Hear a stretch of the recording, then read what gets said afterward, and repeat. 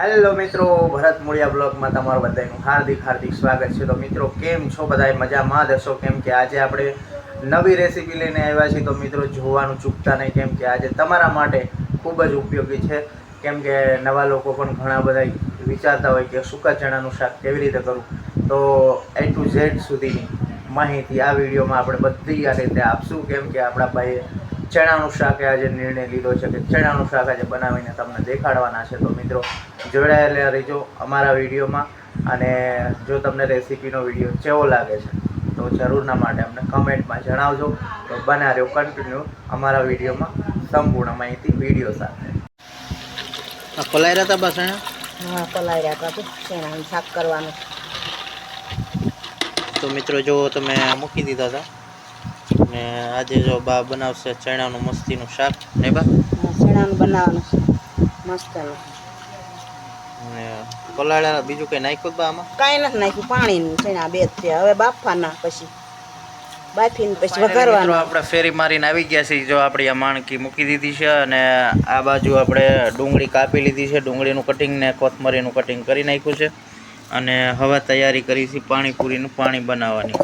તો મિત્રો આજે આપણે બા બનાવશે શેણાનું શાક, એટલે કે રાત્રે પલાળ્યા હતા શેણા, અને જો આ બાજુ ઘૂઘરા બનાવી નાખ્યા છે, એટલે હુકાવા મૂક્યા છે, પછી આપણે તળવાના છે અને શું કહેવાય, તો બાઈ આજે સાંજે ચણા પલાળ્યા હતા, અને આજે ચણાનું શાક કરવાનું છે। મસ્ત કોરું મોરું ટેસ્ટી શાક બનશે, અને સ્વાદિષ્ટ બનાવવાના છે ચણાનું શાક। તો હવે બાફવા મૂકશે એટલે આપણે બતાવશું તમને, બરાબર? તો ફાઇનલી મિત્રો તમે જોઈ શકો છો આપણે રવડામાં આવી ગયા છે, અને બાએ જો ચણા લઈ લીધા છે। બા સાંજે પલાળ્યા હતા ને? સાંજે પલાળ્યા હતા ચણા બાફવાના છે, પછી શાક કરવાનું છે। હવે બાફવામાં શું કરવાનું છે? નાખ્યું કંઈ? કંઈ નાખ્યું નથી, ચણા નાખી દઉં, પછી હળદર ને મીઠું નાખું, પાણી મૂકી દીધું, પાણી નાંદર દીધું। જો મીઠું આ બાફવામાં મીઠું નાખવું પડે, એટલે ખરુલા હારા થાય, ખળાઈશ થાય એમ? ખરાશ થાય। પછી હળદર નાખી, પછી વાત થાય।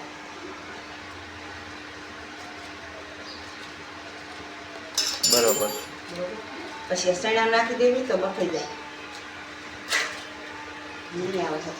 પલાળવામાં કંઈ નાખ્યું હતું બા? પલાળવામાં કંઈ નહીં, પાણી મૂંગા મોઢા પલાળવાના હોય ને એવું કોવડા હોય એમ ને? હા। તો મિત્રો એમાં કંઈક ખાસિયત હોય છે, મૂંગા માટે પલાળવાના એમ કહે છે? ને કોવડા રે, કોરડા બોલે તો એટલે કાસા રે, અડધા પલ્લે અડધા ન પલ્લે। અડધા નો પલળે। તો તમે જોઈ શકો છો મિત્રો, બોયલા વગરના પલાળી દેવાના સાંજે રાત્રે પૂવી તારે, જો એકેય કાસો ન રહે, અને અત્યારે જો બાફવા મૂકે છે તો કેટલી વાર બફાવતા લાગશે બા? અને વાર લાગે ને બફાઈ જાય હારા, પછી વઘારવાના। ઓકે, તો મિત્રો જોડાયેલા રહેજો। આના હાટાને ડુંગળી સુધારવા રે, એમે લઈ લઈશ તો પડી જાય, એ તો જાજી લઈ લઈશું। આજ તારી ડુંગળી જઈ તો મિત્રો તમે જોઈ શકો છો, ભાઈ ચણા ફાઇનલી કુકરમાં મૂકી દીધા છે, અને સગડી ઉપર ચાલુ કર્યા છે, બાફવાનું મૂકી દીધા છે, અને હવે તમે જોઈ શકો છો થોડી જ વારમાં અડધી કલાકમાં ચણા બફાઈ જશે। બાપાની વાડીએથી આવ્યા છે, જો વાડીએથી કેરી લઈ આવ્યા છે, કંઈક થડે પાકેલી છે, અને આપણે હવે બા હાથ પાડે છે કે શાક વઘારવાનું છે ચણાનું, તો આપણે જઈશું। જુઓ તો અહીંયા તો બધું હાલે છે, આમ જુઓ તમે જુઓ ખાલી, આ શૂટિંગવાળા માણા એવા છે, જો તો। અને અમારો ભાઈ આવી ગયો। તો સૌ પ્રથમ પહેલાં જો ભાઈએ તો તેલ મૂકી દીધું છે, અને આ બાજુ બા બેઠા છે, અને તમે જોઈ શકો છો ચણા બફાઈ ગયા, તમે જુઓ તો મસ્ત બફાઈ ગયા છે, અને લીમડી લઈ લીધી છે, ને આ બધા છે મસાલા, તમે જોઈ શકો છો, અને આ ડુંગળી ને ટમેટાનું કટિંગ પણ કરી નાખ્યું છે, લસણવાળું મરચું છે, અને રાઈ છે, જીરું છે, હિંગ છે, હળદર છે, અને આ નાખે ને એટલે સ્વાદીલા થાય। હા, અજમો છે, અને મીઠું છે, અને તેલ મૂકી દીધું છે। તો હવે કઈ રીતે વઘારવાની પ્રોસેસ થઈ છે તો બન્યા રહેજો વિડીયોમાં। રહીને ઉમેરી છે, અને હવે નાખશે હિંગ નાખી છે, હવે નાખશે કઢી પત્તું, લીમડી, ઓહો, અને હવે નાખશે જીરું, હવે નાખશે ડુંગળીનું અને ટમેટાનું કટિંગ.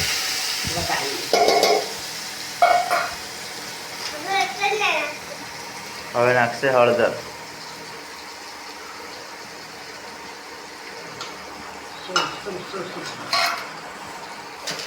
જો મસ્ત મસ્ત હવે લસણવાળું મરચું નાખશે.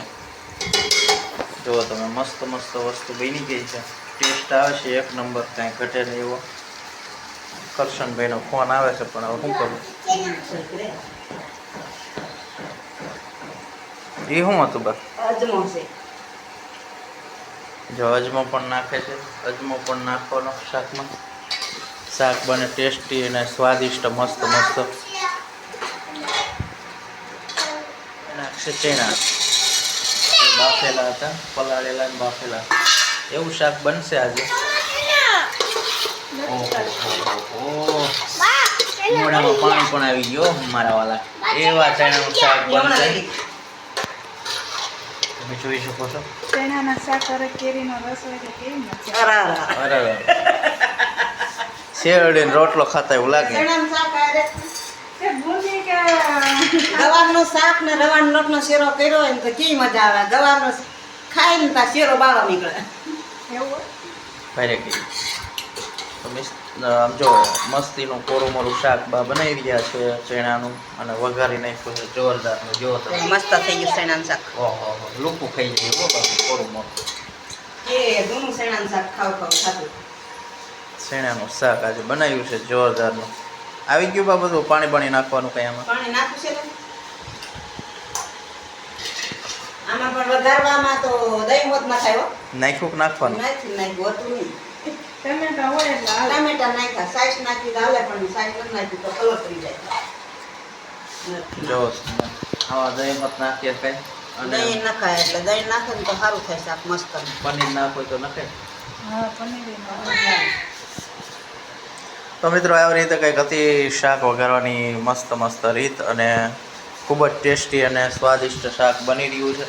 અને હવે ચડવાનું તો જો કે ચડી તો ગયું કેમ કે બફેલા છે એટલે તો ખાલી મસાલા શેકાઈને ત્યાં લગીને સડવા દે છે. તીખું બનાવવાનું. બાકી બની ગયું છે શાક એક નંબર. તો તમે જોઈ શકો છો આવી રીતે કંઈક બનાવીએ છીએ અને તમે કેવી રીતે બનાવશો ચણાનું શાક તો અવશ્ય કમેન્ટ કરજો, જેથી કરીને અમે પણ તમારી સ્ટીકમાં અમે પણ બનાવી શકીએ. આ બા નોખું કેમ કર્યું? બાપા હાટું બાપુજી મોડું શાક ખાય છે એટલે એમના નોખું થઈ ગયું છે. ને હવે આમાં મળશું ઉમેરશે હજી. દેવાંશુનું દાદાનું મોડું શાક થાય. હવે મરચું નાખશે આમાં કોરું. લસણ વાળું નાખ્યું હોય, લસણ વાળું નાખ્યું ને તો ઝાંઝી બાઈસ આવે લસણ. મરચું ઉમેર્યું છે અને હવે મરચું પાકવા દઈશે. જુઓ તમે. ઓહો શાકનો રંગ જુઓ ખાલી. મસ્ત થઈ ગયું શાક. તો આ શાક ખવાય તો કેવું લાગે મસ્ત. આમાં ઘઉંની રોટલી, મસ્તીનું શાક થઈ ગયું છે ને હવે ઘઉંના રોટલા બનાવશે આમાં. લચકા જેવું શાક બન્યું છે એક નંબર. ચટણીમાં લુગડા બોળાય. બની ગયું? હા બની ગયું. માં થોડું પાણી નાખવાનું છે પણ છે ને પાણી વેચી લાવો ને પાણી જોડે. અમારા ભાવમાં પાણી ભરે છે. બસ બસ બસ બસ. અમારા બધા કામમાં રહી ગયા છે. જો થોડોક અમથો રસાવ રાખવા માટે પાણી નાખી દીધું છે. તો શાક બનીને થઈ ગયું છે રેડી, તમે જોઈ શકો છો. અને આ બાજુ મોડું શાક કાઢેલું છે અને હવે સળવા દેવાનું. હા એ કઢી ખવડી જાય ને મસાલા પાકી બહુ જાય. મસાલા પાકી જાય.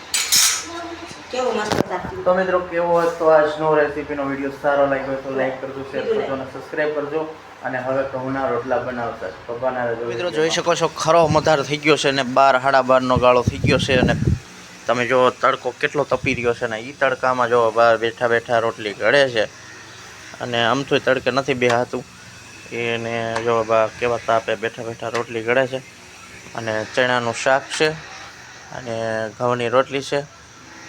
ને બા જો આમો જોવે છે પણ હું તડકેથી આઘો નથી હાલતો કેમ કે મને બાણું લાગે છે. તડકો એ લાદી તપી ગઈ છે. અને જો આવી રીતે કંઈક દેશી ચૂલા ઉપર બા રોટલી ઘડી રહ્યા છે.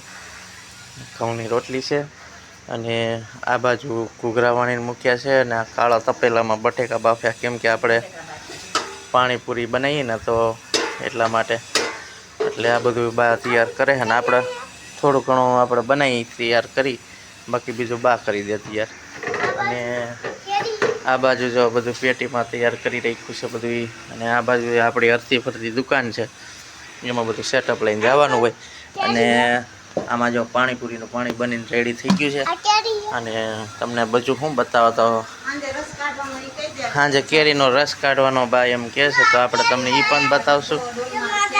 અને જો આટલી કેરીઓ ખાનથી લઈ આવ્યો છું માર્કેટમાંથી. બદામ કેરી કહેવાય ને ઈ જો છે ને. અને આ અમારા ભાણભાની વાડીએથી લઈ આવ્યા છે ને. અને ચણાનું શાક બાગ ક્યાં પડ્યું? તો હાલો મિત્રો, ચણાનું શાક કેવું બનીને રેડી થઈ ગયું એ આપણે તમને બતાવી. આપણે લઈ આવ્યા છીએ જો રહોડામાંથી શાક, તમે જોઈ શકો છો. કુકર ખોલ્યું ભેગી સુગંધ કંઈક અલગ રીતની આવે છે. અને જો મસ્તીનું શાક બની ગયું છે ચણાનું. તો મિત્રો આવી રીતે કંઈક બાઈએ બનાવ્યું છે ચણાનું શાક અને ઘઉંની રોટલી. અને આજે તો મજો છે. અને આ જો બાપુનું શાક છે મોળું.